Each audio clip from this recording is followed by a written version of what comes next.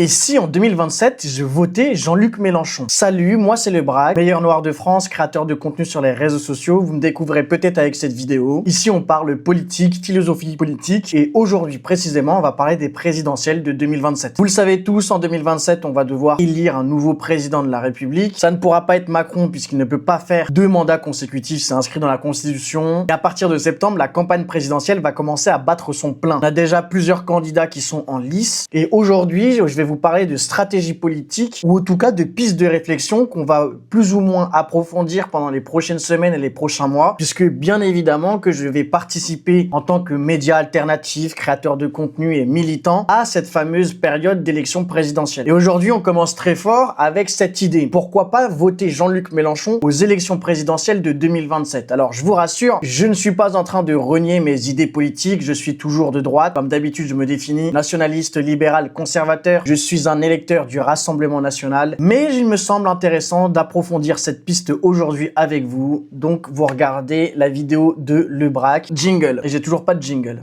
N'hésite pas à t'abonner. Attendez. Vous regardez la seule et l'unique revue d'actualité.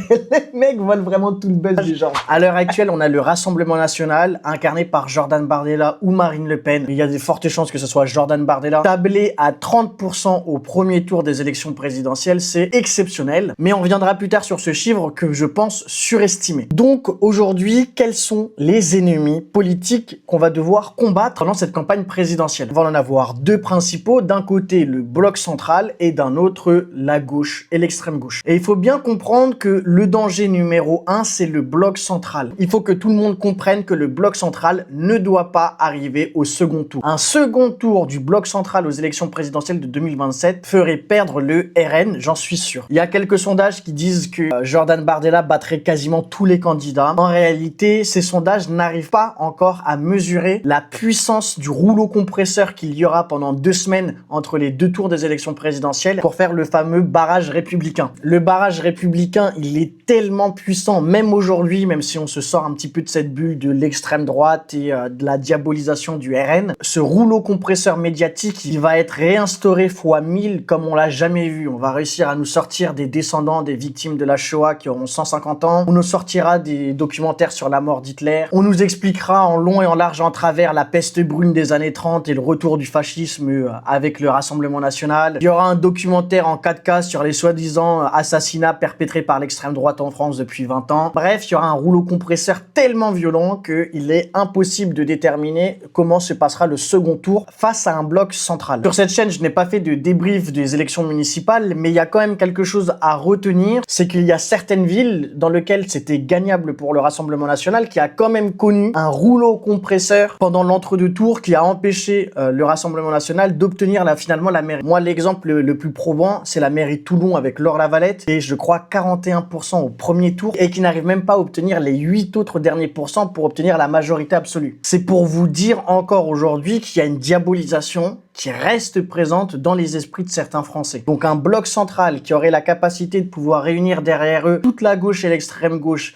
à mobiliser une partie de la droite un petit peu molle, réussirait à gagner face à Jordan Bardella, quand bien même il serait excellent, j'en suis persuadé. En parlant du fameux bloc central, je vais vous donner mes pronostics des personnes qui seront présentées en tant que candidats à la présidentielle. Alors déjà, vous avez vu qu'il y a Jean-Luc Mélenchon qui est officiel. Il y aura bien évidemment Nathalie Arthaud pour Lutte ouvrière. Et il y aura ensuite, à gauche, il va y avoir une multiplication d'éléments politiques de gauche. On va avoir Glucksmann, on va avoir François Hollande, on va avoir Marine Tondelier et peut-être même encore une autre personne dans le centre-gauche. Dans le bloc central, je pense qu'il n'y aura qu'un seul candidat et que ce sera Darmanin. Je reste en tête. Je ferai peut-être une vidéo précisément pour développer ce point-là, mais je suis persuadé que Darmanin est en train de préparer la présidentielle de 2027. C'est le choix le plus rationnel et qui expliquerait les derniers choix politiques qu'il a pris. N'oublions pas que Darmanin, c'est le chouchou de Nicolas Sarkozy, c'est le digne héritier de Macron et qu'il a obtenu tous les postes les plus importants, sauf celui de Premier ministre, qui est, rappelons-le, le pire poste pour obtenir le poste de président derrière. Ensuite, à droite, on va avoir les LR avec Bruno Retailleau. Et ensuite, on aura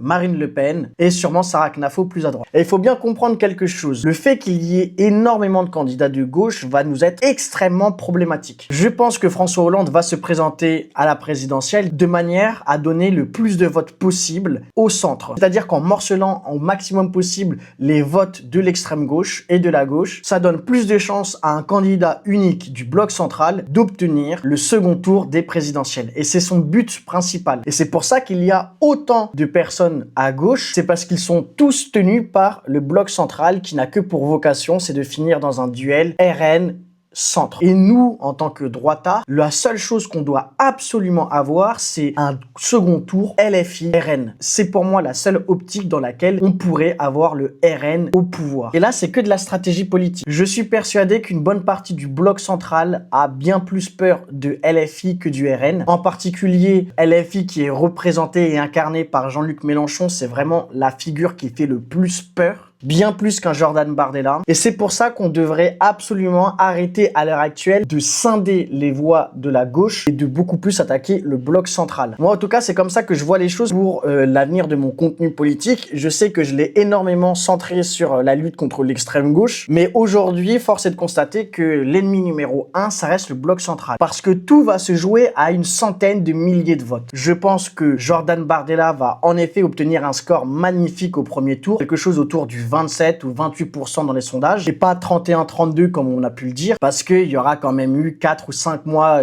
intensifs de bashing avec la campagne en elle-même. Mais le problème étant que le bloc central et LFI vont se disputer la deuxième place à l'ordre de 1 ou 2% d'écart. Ça sera du 17-18, 18-17. Bref, ça peut passer à très peu de choses. Et ce très peu de choses peut faire basculer l'élection présidentielle. Moi, j'aimerais vous rappeler que LFI n'est pas un si grand danger que ça dans un second tour des présidentielles. LFI fait peur et LFI ne réussit pas de percées politiques dans les grandes élections importantes. Rappelons que même si le NFP aujourd'hui est la première force à l'Assemblée nationale, le parti LFI, donc la France Insoumise, qui est d'ailleurs un mouvement et pas un parti, n'a que 71 députés. C'est-à-dire que dans une circonstance dans laquelle il y a eu 200 désistements de triangulaire, LFI n'a réussi à choper que 71 députés. C'est-à-dire strictement rien. À titre de comparaison, le RN, c'est 130 députés, le double, alors que justement tout a été fait pour les empêcher d'obtenir autant de députés. LFI, ça fait énormément de bruit, ça a un taux d'engagement extrêmement important sur les réseaux sociaux et en particulier sur Twitter, mais la réalité, c'est que d'un point de vue politique, ils sont mauvais.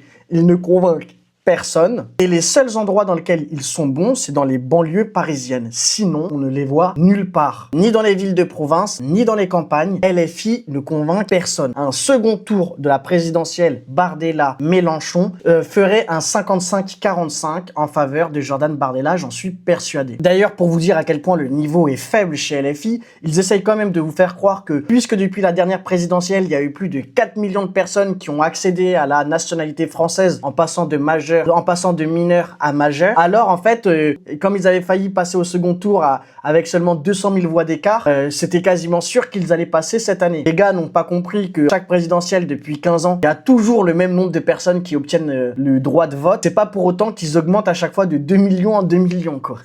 Mais bref, c'est pour ça qu'il faut balayer d'un revers de la main le danger LFI, il est médiocre. Alors que le danger du bloc central et des macronistes, il est encore présent. On a toujours une base électorale qui est faite en majeure partie de boomers qui sont encore vivants et qui vont voter. Ils vont voter dans leurs intérêts, l'intérêt en particulier de leur retraite, et que cette partie-là de la population, elle reste proactive dans le vote. Donc, ils ont une base électorale qui, même si elle diminue naturellement d'année en année, reste très active et majoritaire. Ensuite, ils possèdent à la fois l'ensemble des médias et le fameux front républicain, lutte contre l'extrême droite, barrage de Castor, etc. Et c'est précisément ce conglomérat d'atouts qui fait qu'ils peuvent être extrêmement dangereux et qu'ils ne sont pas finis. N'oubliez pas qu'une partie des LR sont macronistes, une partie du PS sont macronistes. Ils ont un bloc central extrêmement large qui peut même aller jusqu'à une partie du centre droit sur lequel ils peuvent se baser pour obtenir un maximum de votes. Mais le vrai problème, c'est que si le RN passe pas, bon, déjà 2032, ça paraît extrêmement lointain au vu de la situation économique, migratoire, sécuritaire de la France. Mais en plus de ça, on serait toujours dans cette impasse politique avec une Assemblée nationale qui sera tripartiste c'est-à-dire avec 3 blocs principaux, sans majorité claire et définie, puisque le RN continuera à faire entre 130 et 180 députés à l'Assemblée nationale, et que on aura toujours comme règle numéro 1 de réussir tant bien que mal à faire un projet de loi de finances chaque année. Donc, les enjeux de cette présidentielle, ils sont extrêmement importants. Le fait de pouvoir enfin avoir une politique qui sera menée par une Assemblée nationale qui sera de la même couleur politique que son gouvernement, des questions migratoires, identitaires, sécuritaires extrêmement importants qui ne peuvent pas attendre 5 ans. En fait, concrètement, on a 2 choix. Soit celui de la continuité de la situation actuelle avec les macronistes au pouvoir et une Assemblée nationale incapable de faire quoi que ce soit un changement radical avec l'apparition de Jordan Bardella en tant que chef d'État et en plus de ça, quelques semaines plus tard, une Assemblée nationale à la couleur du RN. J'en profite pour faire une petite pause dans la vidéo. N'hésitez pas à liker, commenter, à me donner votre avis sur ces présidentielles qui vont arriver très rapidement. Ça m'intéresse beaucoup et puis ça m'aide pour le référencement. Pour ceux que ça intéresse, une fois par semaine, je dépose dans mon Patreon, que vous retrouvez en lien sous cette vidéo, un podcast qui est exclusif. Pendant 1 heure ou 1 heure et demie, je suis avec une personne différente chaque semaine et on discute autour d'un cigare et d'un bon alcool, de sujets de société, pas forcément très politiques ou clivants, mais ça se veut être un podcast le plus chill du game. Ça m'aide beaucoup et ça me permet de pouvoir lancer d'autres projets comme des émissions qui vont arriver très vite. Fin de la publicité et merci beaucoup à ceux qui passeront par ce lien Patreon. Donc moi, ça va être très clair ce que je vais faire pendant les prochains mois et les prochaines semaines. Je vais diminuer drastiquement mes attaques qui seront faites contre LFI pour absolument les concentrer contre le bloc central. Rappelez que ce sont eux les gilets jaunes, rappelez que ce sont eux la gestion du Covid, que ce sont eux les responsables des 10 dernières années de mandature de la France. Rappelez les scandales comme l'affaire Benalla et rappelez tous les scandales de Macron. Bref, il y a beaucoup de choses à faire et je pense sincèrement que une bonne partie de la droite de YouTube, d'internet, etc. devrait emprunter la même voie. J'ai commencé ma vidéo en disant est-ce qu'il ne faudrait pas voter LFI? Moi, personnellement, je serais incapable de déposer un vote dans l'urne. Ce serait un bulletin LFI. Ça me brûlerait les doigts carrément. La réalité, c'est que cette question, elle se pose sérieusement. Parce que si le bloc central passe, c'est la merde absolue pour notre France. Et en réalité, le combat entre le bloc central et LFI, c'est l'histoire de 150 à 300 000 voix, ce qui n'est strictement rien. Est-ce que voter LFI, ça ne permettrait pas massivement de pouvoir l'aider à accéder au second tour? Second tour qui nous est quasiment promis depuis 3000 ans.